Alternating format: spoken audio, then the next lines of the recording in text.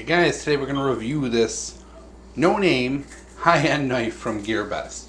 It's weird. It doesn't have a name, but we're going to talk about it. Alright, also make sure to check us out on Facebook. We now have a Facebook page and a Facebook group. That'll be in the description. And also remember, using the affiliate links we have, guys, help support this channel. YouTube, isn't paying the bills anymore, so every little bit helps. If you're doing your regular routine shopping, click on the Amazon links or the GearBest links and help a brother out. Alright, so as I mentioned, this is a no-name.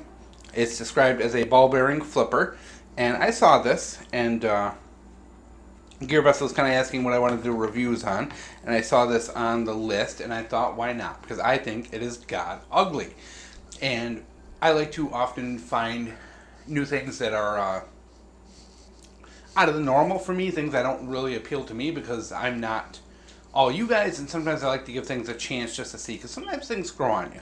So I thought this thing was absolutely god ugly. It is advertised as a ball bearing flipper with CTS 204P, which is a American-made carpenter steel, very similar to M390, which is a very, very good super steel. So immediately I was suspicious. So I got this thing, and it wasn't as horrible as I thought. I mean, this is an expensive knife. This is an $80 knife, and hopefully you'll see some kind of B footage rolling in pretty soon, because I put this to a lot of testing. With these unknown knives, unknown brands, I really like to, do a lot of cutting with them to see how the steel holds up and all of that. So, getting this home and looking it over, one of the first things I noticed is this. Stedman. Well, I'm not a huge Stedman fan. I don't really know much about their knives. So I go online and I'm like, oh man, I bought a counterfeit, or a clone, or whatever you want to call it. And I got kind of bummed out.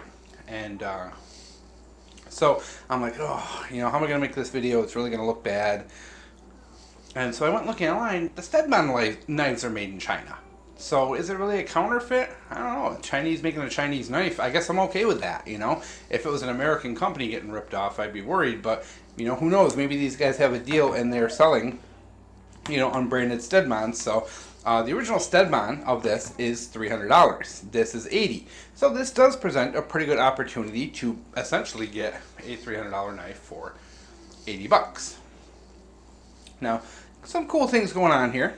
As you can see, you've got some carbon fiber inlays both in the handle and in the blade, some jimping in the back.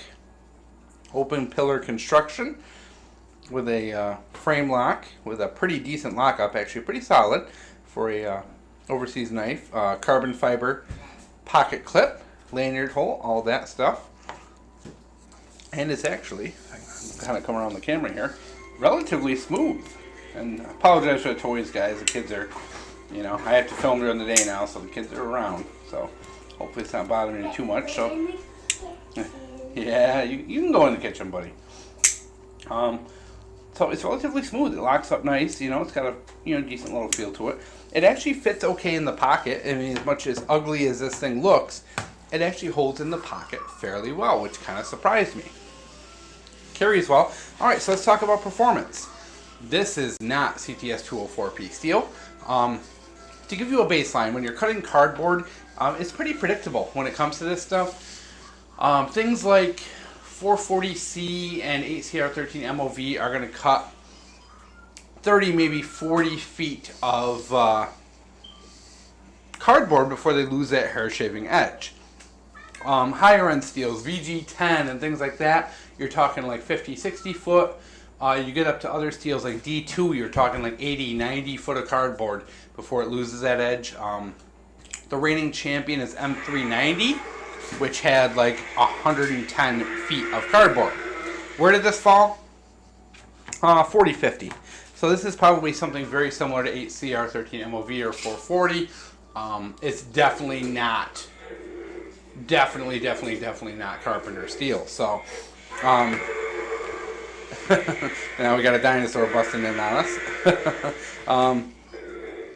Yes, alright, so other performance as far as slicing and all that goes. Now, one of the things I found is I sliced a lot of cardboard with this. You can see all the kind of like the remnants of the glue from the packing tape and all that. And it's a horrible slicer. It's a nice thin edge, and it slices good into things like apples and cheese and stuff like that. But in the end, It binds up on cardboard really bad, and it also slips off the edge because you have so little blade when you're trying to cut cardboard. And imagine my picture as a cardboard.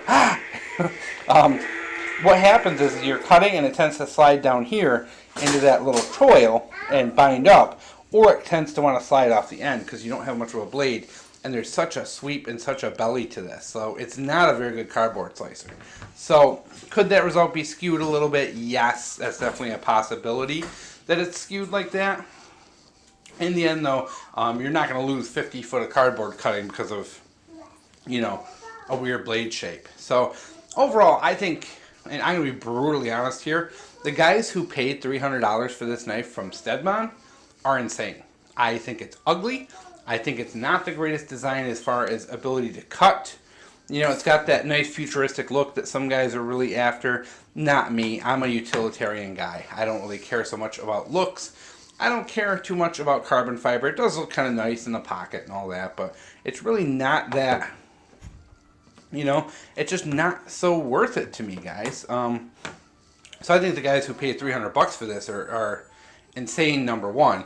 And then, this one, if I definitely see some people who may want to buy this. If people really like this design, and just because I don't like it, guys, doesn't mean it's, those guys who want that $300 knife for $80 can get it, and also kind of feel morally okay because they're not ripping off an American company, they're ripping off themselves. So not too bad there.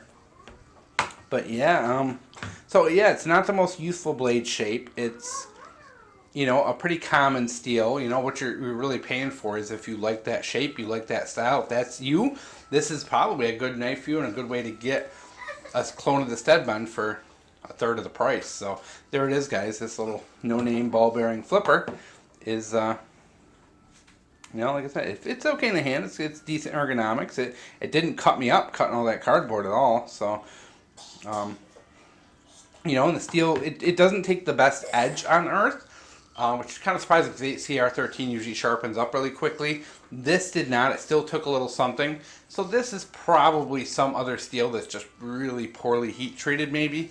But it's tough to say with these kind of knives exactly what you're getting. But it's definitely not Carpenter. Definitely not 204P. Unless they did a really terrible job. So there it is, guys. I kind of decided to step out of the comfort zone. And, this little guy is, yeah. All right, there you go.